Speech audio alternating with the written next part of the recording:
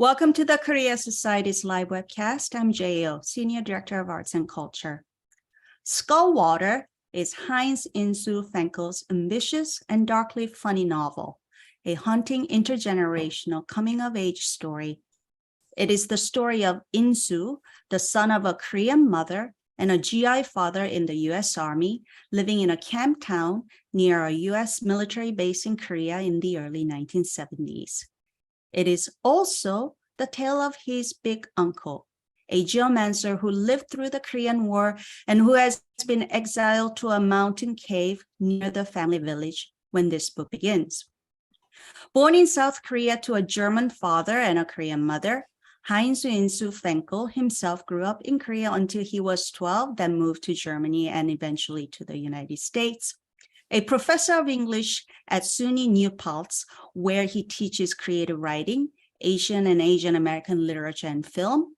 He is also the author of the novel Memories of My Ghost Brother, which was a PEN Hemingway Award finalist. He is also known internationally for his collection of Korean folk tales and translations of classic Buddhist texts. Insu joins us live from the Hudson Valley. Welcome back to the Korea Society, Insu. It's so great to see you. Oh, thank you, Jay. And I guess it seems like yesterday I was here talking about the Nine Cloud Dream, and but it also feels like 10 years because of COVID, right? That's true. That's absolutely true. So thank you for having me. And congratulations on the publication of your second novel. A quick note to our viewers who are joining us for this live webcast. If you have any questions for Insu, please send them via email to artsandculture@koreasociety.org. So Insu, I believe you have a little presentation ready for your to talk about your book, The Skullwater. So how about we start with that? Yeah, so I'll begin with that. And everybody, although I can't see any of you, thank you for coming. And I wished I could have done it in person, but you know, these are sad times right now. So what I'll do is I'll talk a bit about the novel in general, and then what I'm going to do, since this is Korea Society, I'll talk about some indigenous Korean elements. One of the things I did was I consulted the Yeokgyong, which in Chinese is known as the I Ching, because my uncle did that, and it was an integral part of the novel. And I thought you would all appreciate how that was woven together in a way that some Korean writers do it with language, and I sort of did it as a parallel to method acting. Right? So this would be like method writing. So if we go to the first slide, that's the current cover of the novel. And I've been getting very happy feedback about this. Everybody loves the cover. And we were very fortunate. Spiegel and Grau really liked the illustration that accompanied the publication of the excerpt from the novel in the New Yorker in 2015. So the second slide is the illustration by Carson Ellis, who's also a comic book illustrator. And she did such an amazing job of incorporating all the elements of that chapter that we thought it would make what would you say? It was a no-brainer to make it the cover. And the coloration and everything is just beautiful. So I was very lucky. We used that as the cover, and the type treatment also was apparently quite easy to do over it. The next image is an image from my first novel, Memories of My Ghost Brother, which you mentioned. Skullwater is sort of a sequel, but it also stands by itself. So when I wrote Memories of My Ghost Brother, it was published in 1996. There were lots of things I couldn't put in it because the Insu character in that novel is too young for certain thematic things to be addressed. And I I think about 80 pages that couldn't go there because the character I was writing about was more mature. And eventually, a couple of them were published as short stories. And that's sort of what grew into Skullwater. So that's the image you're looking at right now is the original hardcover Dutton. And you can't quite see what's going on in that top photograph, but in the current edition, if you go to the next slide, this is the bow-leaf edition that shows the full photograph. And you'll be able to see that in that window, my mother is sitting there in the shadow. And this photo was taken in Pupyeong, not far from the gate number 3 of the American military base ASCOM. This is those of you who read Korean, you can see that it says radio, but in archaic spelling. Koreans don't spell radio that way anymore. So Korean looking at this immediately knows this is probably from the 50s or 60s. And in fact, in the story, which is also based on my life, because both novels are autobiographical, that's the window my head gets shoved through, and I end up in the emergency room. Now, if you go to the next slide, this is my notebook. You can see there are 2 of them, and they're these special German notebooks by Bindewerk. And they have wooden covers. They make wood covers out of cherry and maple and various other woods. And I picked this particular kind of notebook as part of, I guess you might think of it as a ritual of writing. You all know how calligraphers, right? They go through the ritual of grinding the ink, and the brushes are made of special hair and special wood. And then before they do calligraphy or artwork, they will go through this ritual of mixing the ink and pouring in the water.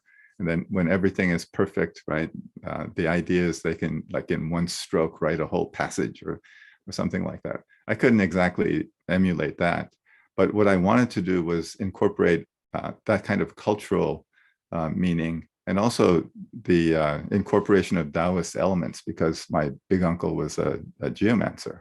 And so you can see there are a bunch of pens, but there's that yellow pen up there. If you go to the next slide, you'll see a page spread, and you can see that yellow pen is an American pen called the Ahab. It's right, Ahab, named after the captain in Moby Dick.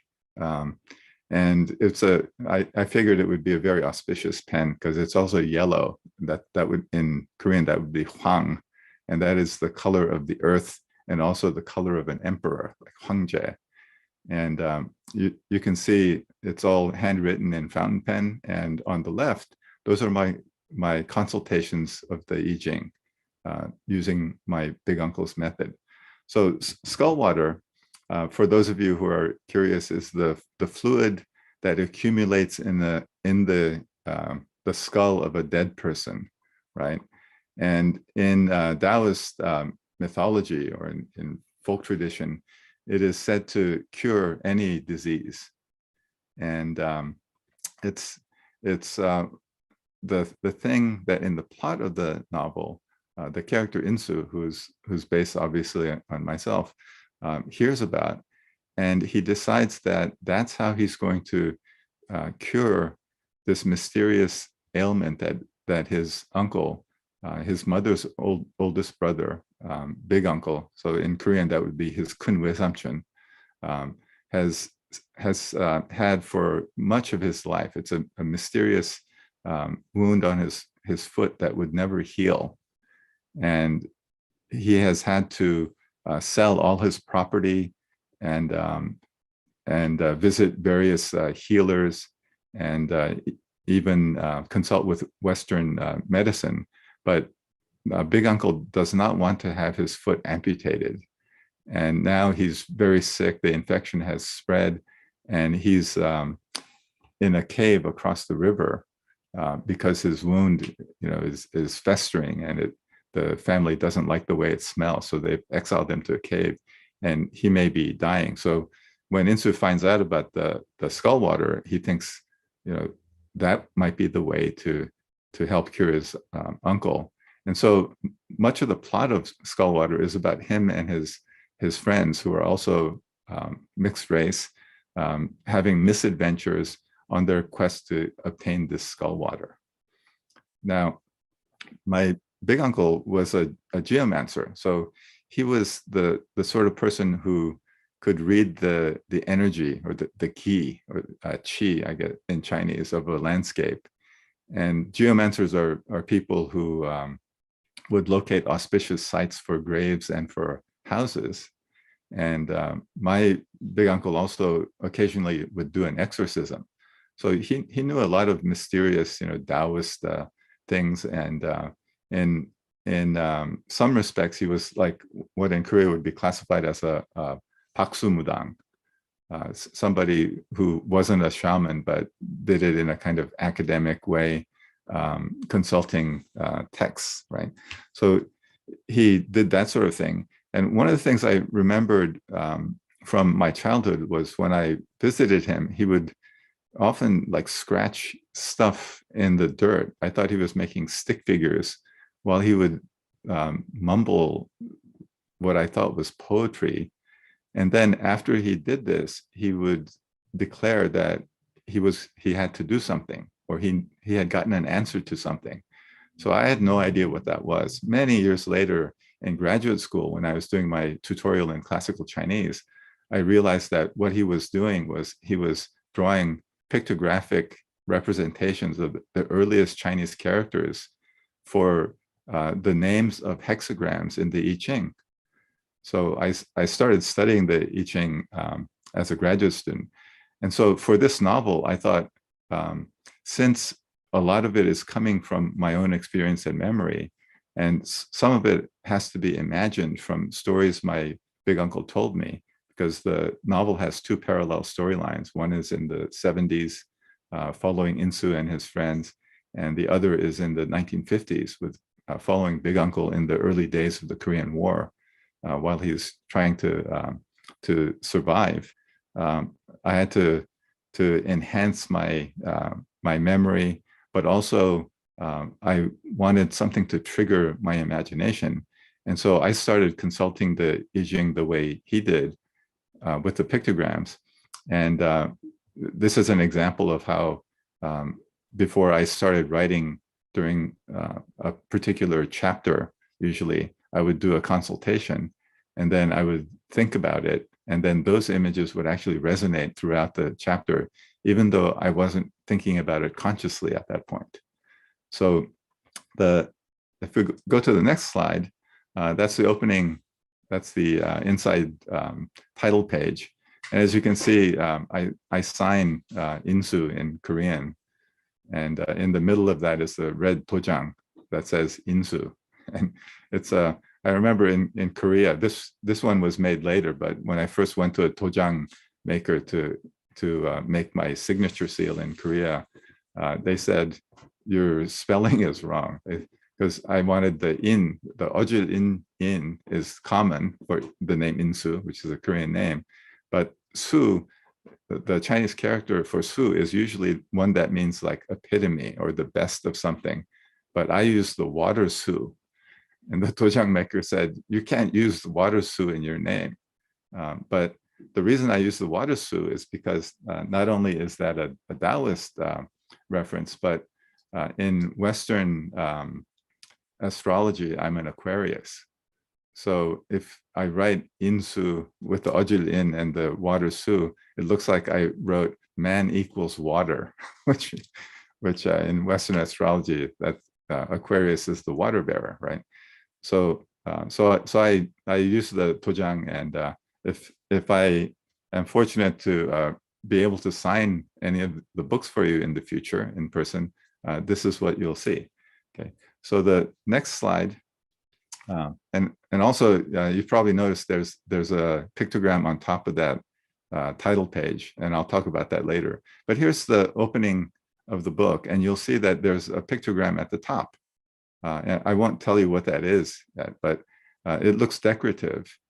But I'll read the excerpt, and as I'm reading, just kind of look at this pictogram and ask yourself, like, what does that kind of remind you of? And do those elements appear in this passage? This is early in the novel, and the passage I'm going to read, I think, starts around page 4. This is the first page of the novel. So let me begin. And let's see, let me find the pages here. And this is set in the house that Insu returns to from a year away in Germany. And he's living in the same house he was born in. And for Korean readers who, or if you know Korean modern literature, you'll notice that there are some allusions to Sun Woo-Hui's Thoughts of Home here. And the whole novel actually has lots of tributes to Korean writers like Hwang Sun-won, Kim Dong-ni, Kim Dong-in, Kim Sung-ok, Oh Jung-hee, Kang Se-kyung, and there's a whole chapter, the dog market section, which is sort of a tribute to Lee Chang-dong, whose short stories I'm currently translating with a former student of mine, Yusop Chang. So here's the excerpt. A glint of light, then a shadow across my face. I opened my eyes, still paralyzed by lingering sleep. An old woman was crouched by the door, bent nearly double, shuffling silently forward in her white poson socks. For a moment, I wondered whether I was still dreaming, but then I could see that it was Kisu's grandmother. She was holding a kitchen knife, mumbling to herself in a low voice. In her pure white skirt and jogori, she looked in the early morning light like a ghost. I tried to sit up and wake my mother, but my body would not move. And when I tried to speak, only a tiny sound caught in my throat. Kisu's grandmother seemed to be considering something. She turned her head from side to side and shuffled first this way and then that way, as if she was dancing or performing some kind of ritual. And it suddenly occurred to me that she must be deciding whom to kill. Slowly, she moved the blade of the knife up and down as if it were a pestle in a mortar. Then, turning toward me with a suddenly suspicious look, she made a whistling sound. Halmoni! I wanted to shout out, but my throat only twitched again. She raised her knife higher, squinting at me to get a clearer look at my face. Gaijin, she said. It was Japanese for foreigner. Before I could try to speak again, her expression fell, as if she were sorely disappointed, and she turned toward the sliding door. She looked back at me with a wan smile before she stepped outside, casting her hunched shadow against the lattice panels. Mommy, I whispered when my voice worked. Kisu's grandmother was just in here with the kitchen knife. I think she was going to kill us. What? My mother said, still confused with sleep. With a kitchen knife? I think she was going to stab us, I said. My mother yawned and exhaled a sour breath. She must have been looking for the man who killed her son. I thought her son died of TB, I said. The other son.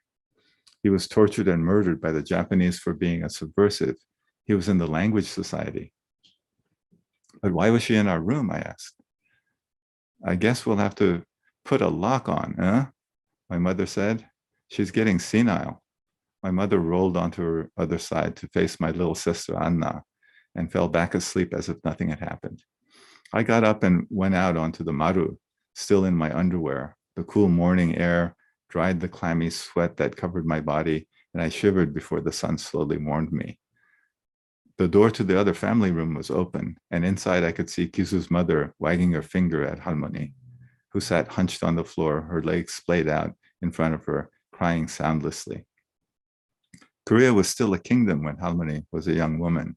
After the Japanese annexation, she'd witnessed the tragedy of Queen Min's murder, the kidnapping of the royal family, the March 1st movement in Pagoda Park, the liberation, the Civil War, the death of the first puppet president, and then the coup that put the former warlord, General Park Chung-hee, in power. During the Second World War, one of her daughters had been taken by the Japanese to work in a munitions factory, never to be seen again. And the only news of her whereabouts was delivered by a girlfriend who said she had been murdered in Manchuria in a military recreation camp in the spring of 1945. Halmoni was left with only memories, reminders, a silver hairpin from her missing daughter, a dictionary manuscript from her executed son. Sometimes in the early evenings, she would sit and smoke her long bamboo pipe out on the maru and lapse into long monologues in Japanese as if her old family were gathered around her.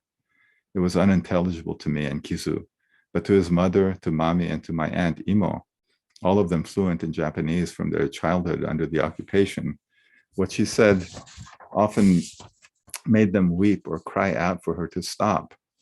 But she would go on until it was late, sitting there in the lengthening shadows, everything dark now, but for the bright speck of her pipe bowl glowing like the tail of a blood-lit firefly.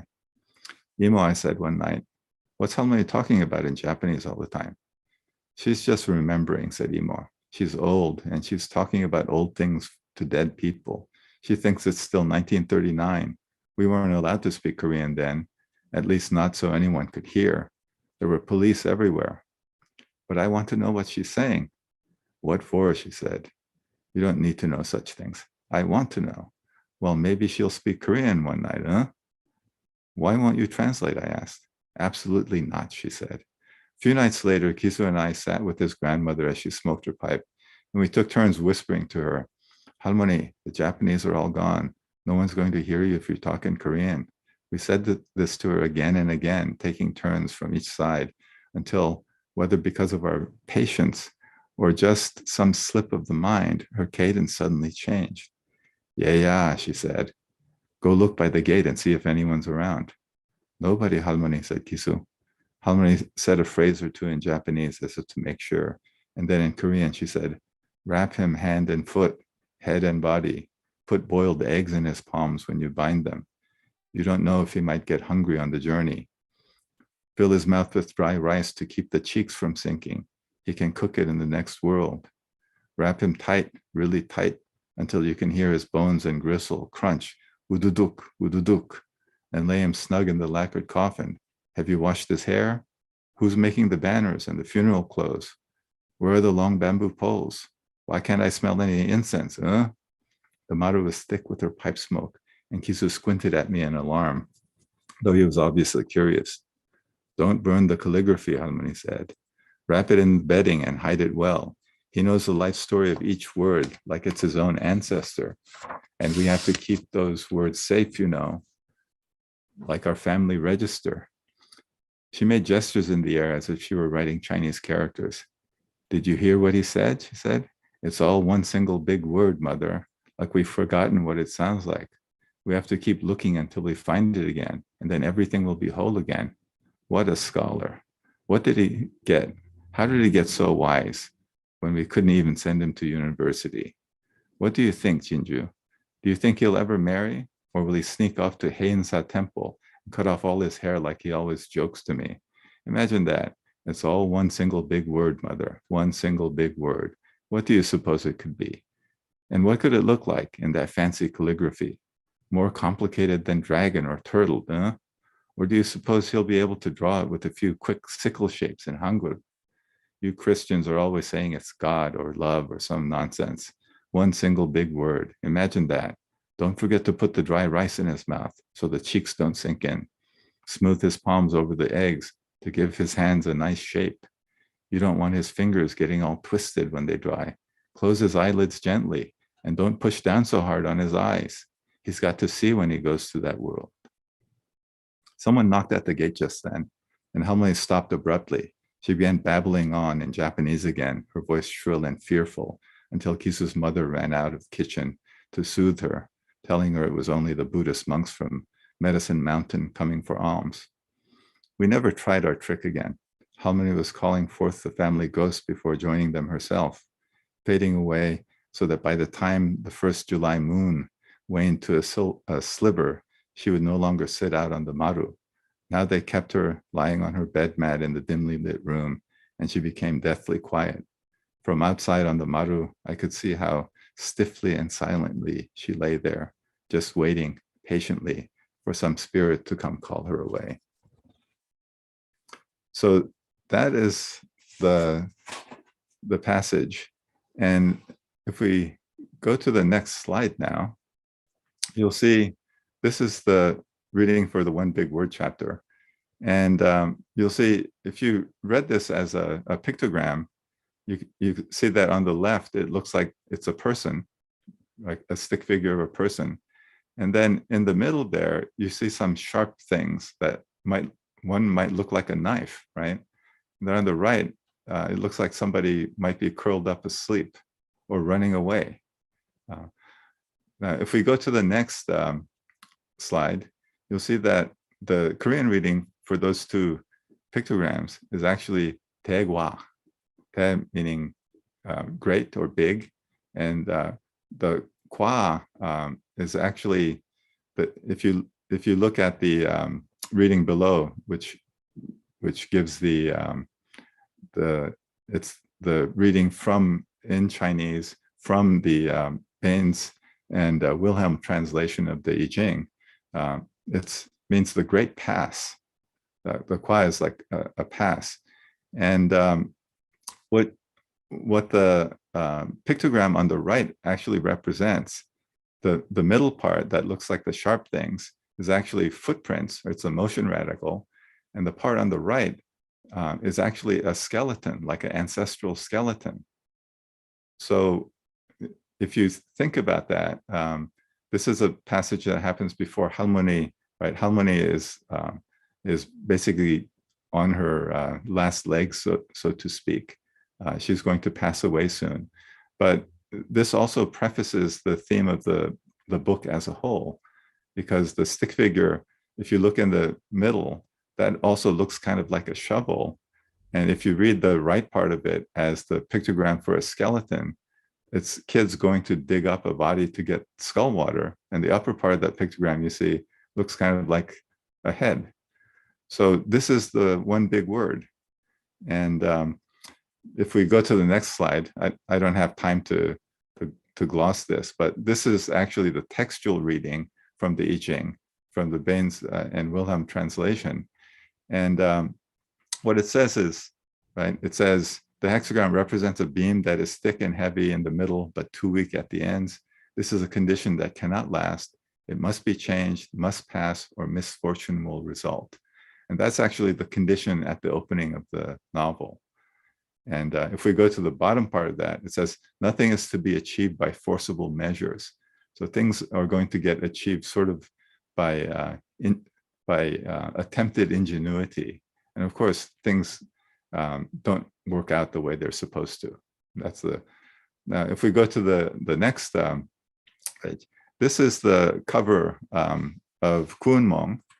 And I wanted to show this because this is a Korean 17th century Buddhist classic written by Kim Man-jung. And it was written in classical Chinese in imitation of Tang Dynasty literature.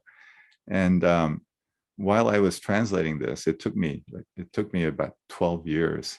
I had to look up so many Chinese characters that I learned a lot about etymology. And in fact, I ended up going all the way back to many pictographic characters, because another person I translated, if you go to the next slide, I translated the Zen Shijo poetry of Kun Sunim. He's a great Zen master in Korea, Musan Chohoyan, who also wrote Shijo poetry. And this is the preliminary cover for a group of what Kwon Young-min called story shijo, that were like prose poems.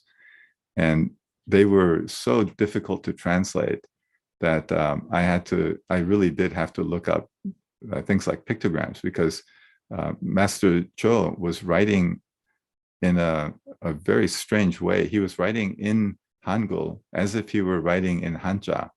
So he was writing in Korean alphabet as if he were writing Chinese characters. And it turned out that was because he had been illiterate. And after his mother sold him to the temple because she couldn't feed him, he ended up learning both things simultaneously, sort of through osmosis. So his poetry was incredibly difficult. They were really like struggling with koans, or in Korean that would be a kongan, right? These questions. So this is one of the reasons I was able to do this kind of interpretation of the I Ching. And of course, Master Zhou also appeared once to me in a dream and gave me a stern lecture about translation. So that also helped. Then if we go to the next slide. So back to the, right. So if we go back to the cover for a moment, you'll see at the bottom, near the tip of the arrow, there's that Chinese character, and it's the pictogram. If we go to the next slide, that is the pictogram for the word which in Korean is pronounced mu.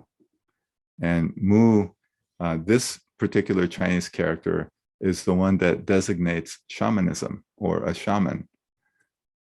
But I picked this one very specifically because if you do research, you'll see that in the history of the evolution of Chinese character, there are actually many variations, some which don't even resemble each other.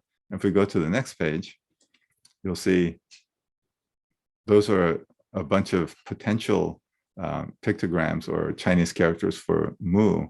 And as you can see, I picked one that resonated with the theme of the novel, and also looks kind of like, you know, somebody raising their hands in horror, like this, right?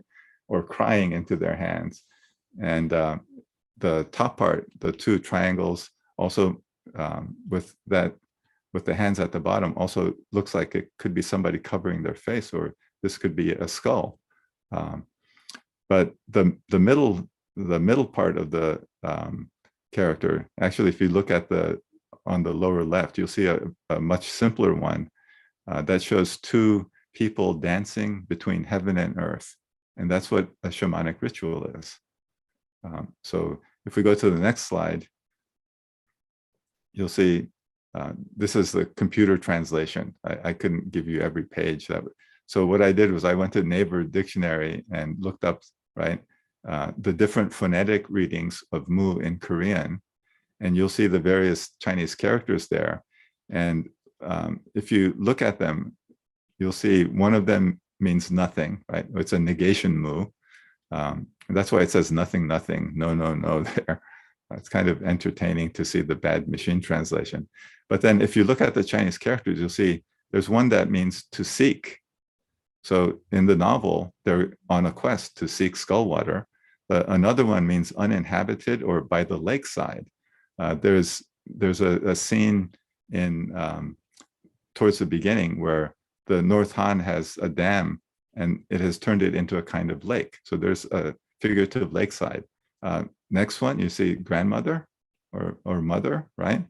The next one is perish, or to run away or to lose. That also happens in the book. Next one, luxuriant or heavenly. That's in the novel. The next one, dance or run around or to tease. There's a very important dance at the end of the novel. And at the bottom, prosperous or to strive. Both of those are in the novel. So when I was finishing the novel, I was thinking, like, you know, what would be a good way to convey some of this on a title page? And the character Mu, which also represents the shamanic ritual that comes at the end of the novel, was the perfect thing. And I was able to look up a pictogram for that. So now, if we go to the next slide, this is another book I'm working on currently, which will probably just be a plain memoir instead of a memoir that turns into a novel. And this one is set at a German army base, American army base in Germany, which is currently the largest military base in Europe. Okay. And then the next three slides, I thought I would show you. This is 1969 to 70, my fourth grade class picture at the Seoul American Elementary School on South Post in Yongsan. And I'm all the way at the top on the left there. But I thought I would show you this because you can see how many of the children are actually either Korean or part Korean. the percentage is actually quite surprising to most people. Most people, when they think about that time, because we were not command sponsored, we weren't supposed to be there. They figured, in a class, maybe one or two would be mixed race, but here you'll see almost a third of the class is of mixed race, and we were ostracized, right? We were bullied, we were discriminated against, and that sort of forced us to kind of form our own families. Later, some, as they grew older, or as we grew older, I guess I was kind of lucky to leave Korea at that time, because if I had been much older, we might have been forming gangs. So if we go to the next slide, this is me at the Ascom craft shop. And this is, I think his name was Mr. Park. He's characterized as Mr. Panji Lee in Memories of My Ghost Brother.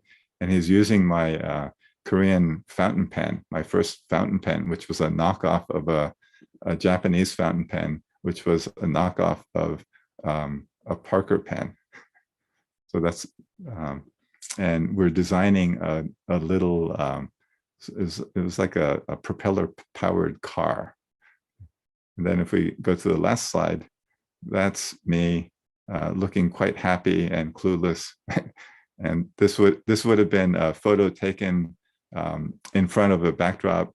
And this is one of those roving photographers who had lots of different backdrops, and he would take pictures of people and sell it to them to earn money.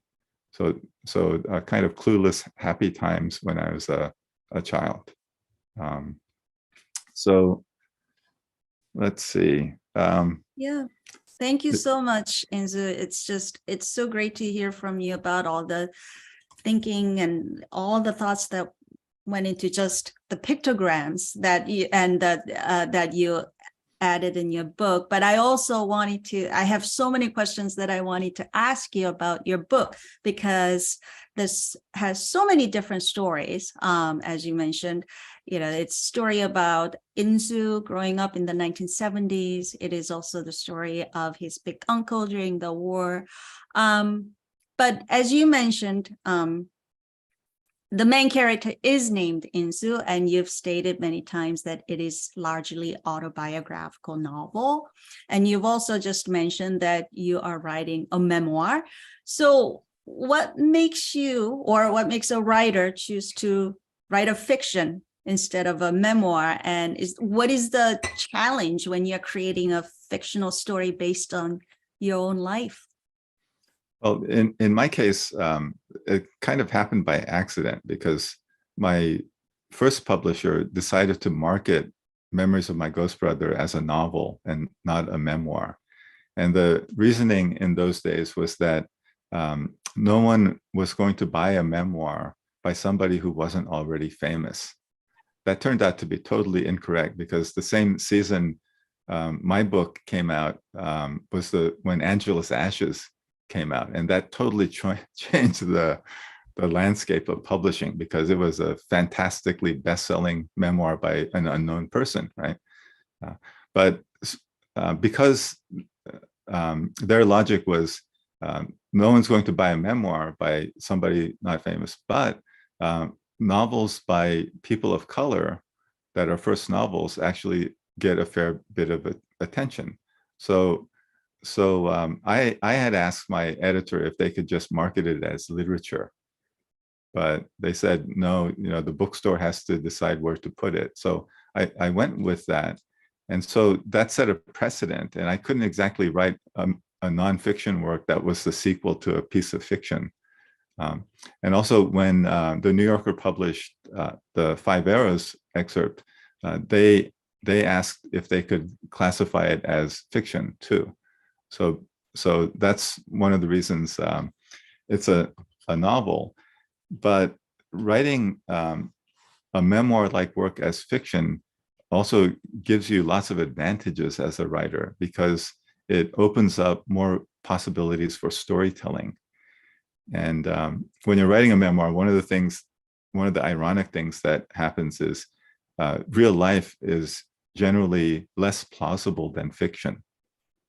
And in fact, one of the things I did in writing Skullwater is I left out a lot of things that that if I had left in as a novel would have seemed like too symbolic or right or too much plot manipulation. So it allowed me to streamline the story of things that actually happened to make them function better as stories and thereby carry a more focused theme. Whereas real life is very complicated and there are too many themes going on at the same time. So in parallel with Insu's story, which is set in the 1970s, the story of Big Uncle Wesam during the Korean War in the early 1950s. It's also told from his point of view. It's not a flashback. It's told from the point of view of Big Uncle. And we first meet him as an old man who has been sort of banished to a cave, or he's hiding there, or he seems to be waiting to just die. Who is this Big Uncle to you? And what is the story you wanted to tell perhaps about that generations of Koreans through him? So he's from my mother's generation, and he's the oldest son in a family of 10 children, in an agricultural family whose land, sort of got frittered away over the years. And by the time he passed away, I think most of the land had been sold and most of the people in the village had moved to various cities. But on the one hand, writing fiction allowed me to do things over his shoulder, which I couldn't have if I was just going to rely on things that he and other family members had told me.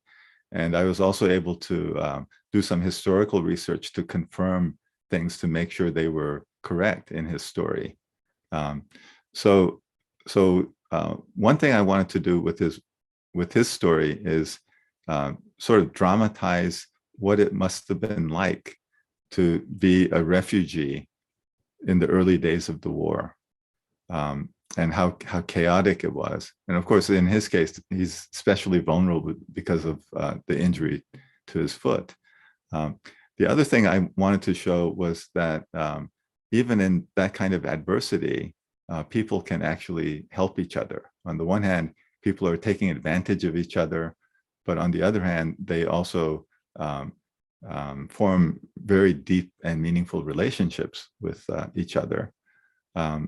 And I also wanted to give a fairly vivid sense of the setting, because one of the things I'm doing in Skullwater is I'm trying to capture sort of like the history of a time and place that are no longer available to us. Korea is known as the Forgotten War. I wanted to remind people about what that war was like. And even the 70s now, most of that is being forgotten too. In Korean literature, Kijichon literature is not very popular anymore. And there aren't that many prominent examples of that. It was a rather unpopular genre because it showed Korean society in a pretty ugly, right? Kind of an ugly aspect that many people who lived through that area would prefer to forget. And I wanted to make sure there was a record of these things. Speaking of Kijichon, sort of the camp towns, right? Insu lives around the army base in Pupyeong because his father is GI, but he can't live in the military base because his mother's Korean. And he has a group of friends who are all also biracial kids. And there seems to be this sort of ever-present violence or a threat of violence in their lives. There are the scenes of the dog fights and the black market where Insu's mom works, and the ever-present fear of just being caught or being exposed, and of course sexual abuse and sexual trafficking. But there's also this real sense of adventure and camaraderie among this group of kids. So, and you showed us that wonderful picture of your fourth grade class.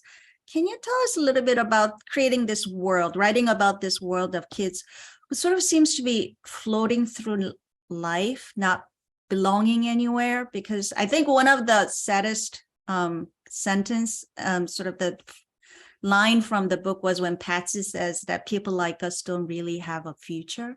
The present just keeps changing. So I wanted you to sort of tell us a little bit about creating that depicting that world.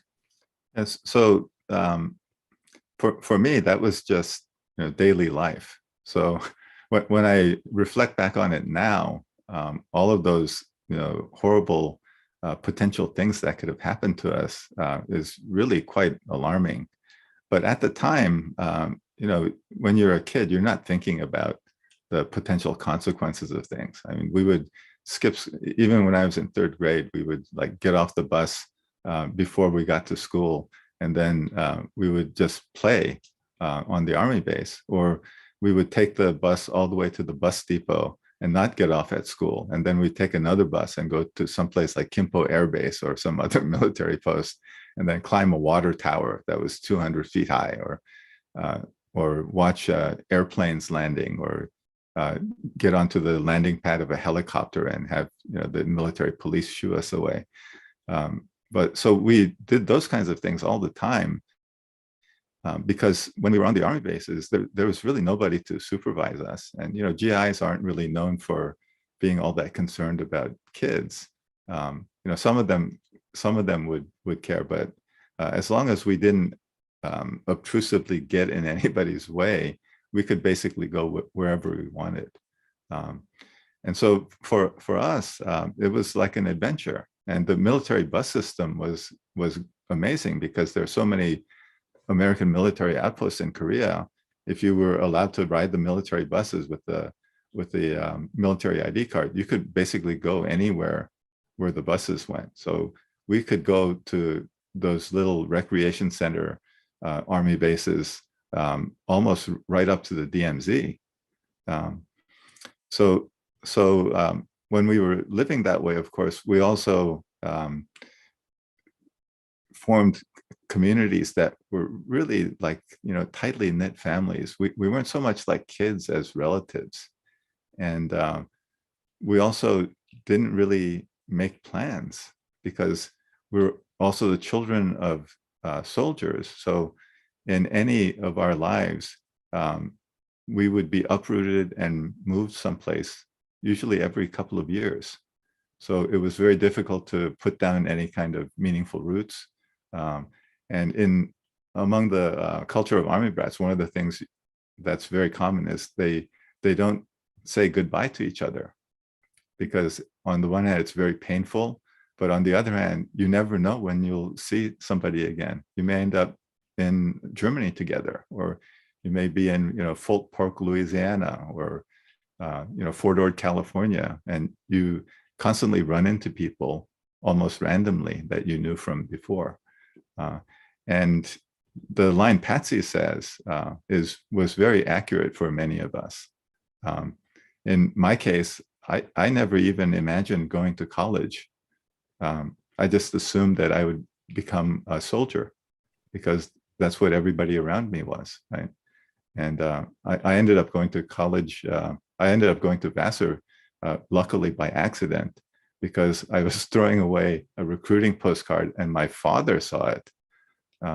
And that actually sort of changed the course of my life. I sent it in because he told me to, and then I was recruited. And that's how I became, I guess now I'm a scholar and not a soldier.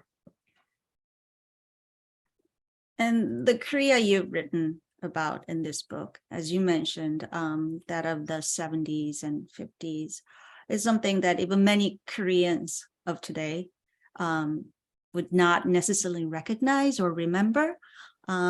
We always talk about how South Korea has changed so much, and that it is one of the fastest developing nations in the world.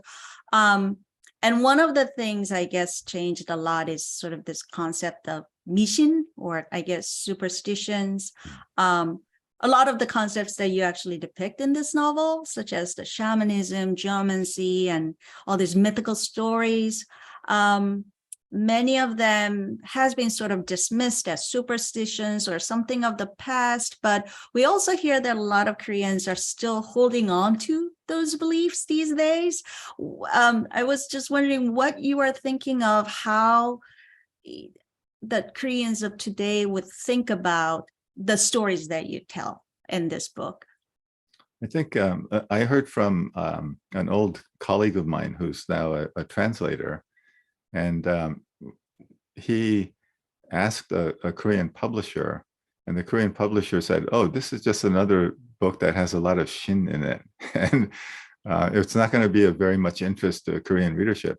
And I realized it's because in Korean popular culture now, like on the Korean TV shows, that there are all sorts of representations of shamanism and folklore and old stories and ghosts, right? And hauntings and, cross-gender shamans and geomancers who are swindlers and fortune tellers. And shamanism has even gone online. You can go and get your fortune read on the internet, right? So one thing is that those traditions don't go away in a culture.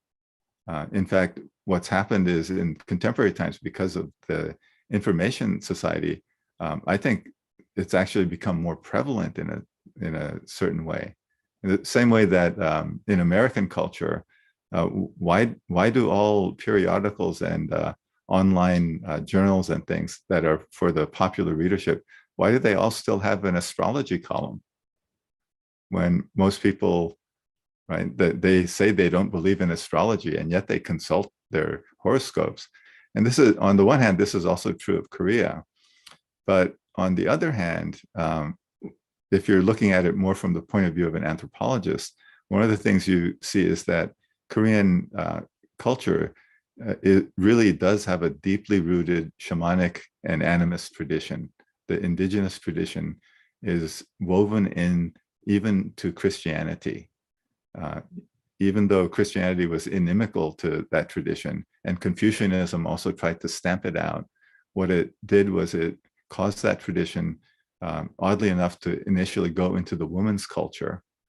And then now, the Korean women's culture is becoming much stronger.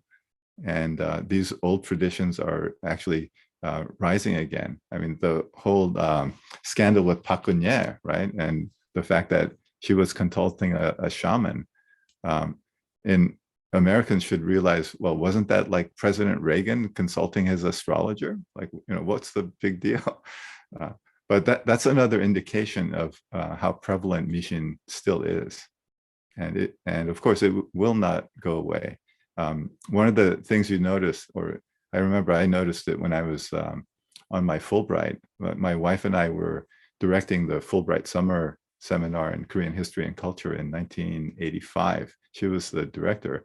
I remember we were at the Hyatt Hotel one night, and through their big, picture window, that glass wall, you could look out into the hills and see all those neon crosses all over the hill. It looked like a cemetery, and each one of those was marking the presence of a Korean church. And I ran across a paper by an anthropologist that showed that the demographic distribution of those crosses was almost identical to the demographic distribution of Tanggol Mudang, Korean shamans in traditional times. So very interesting, perpetuation of the structure of the culture. I have to say, one of my favorite lines from the book is when there's a snim who says all young men are Taoists first, and then they become responsible Confucians, and they have children and wife and property and money, and then they realize it's all going to be gone, then they become Buddhist. Like, I thought that was such a great line from the book. But sort of going back to talking about sort of this idea of spirituality and belief systems and all the fables that you talk about, you include everything from, sort of the children's fable, like the story of the green frog, to, the Monkey King. There are so many references to sort of the classics and the, fables and folklores. how do you incorporate those stories when you know that your readers who are reading this book in English, and many of them are probably non-Koreans, and when they are not quite familiar with these stories, the way maybe Koreans are, how do you incorporate them into your story without sounding too didactic? Yeah, so in Memories of My Ghost Brother, the use of the folk tales, I think, was much more obtrusive because there are whole sections when folk tales are told. And in Skullwater, what I tried to do was have allusions to those, like, so for example, in the scene where the kids are talking about the story of the green frog or the 청개구리, what they do is, something terrible, but even if you don't know the story they're talking about, they refer to enough details in it so that an American reader, not knowing the story, would sort of figure out the thematic connection to that, and then the terrible thing they do later. And then that connection, if the reader was attentive, it has what are, I guess you could think of them as karmic consequences. Miklos's relationship with his mother, and Insu's relationship with his mother, and Polly's relationship with his mother. All of those things are kind of prefigured in their little discussion about 청개구리. For those of you who don't know, it's about a green frog that always does the opposite of what his mother says until it's too late. And then before the mother frog dies, she says, "When I die, please bury me in the river." She said, "Bury me by the river," knowing that her son will then bury her in the mountain, which is the appropriate place. And then when she dies, he finally does the right thing and does what she asks, which is the wrong thing. And this characterizes Korean culture in a very deep way. Koreans are known for all being kind of like 청개구리. We're almost out of time, but I wanted to ask you, we were told that it took you 25 years to write this book.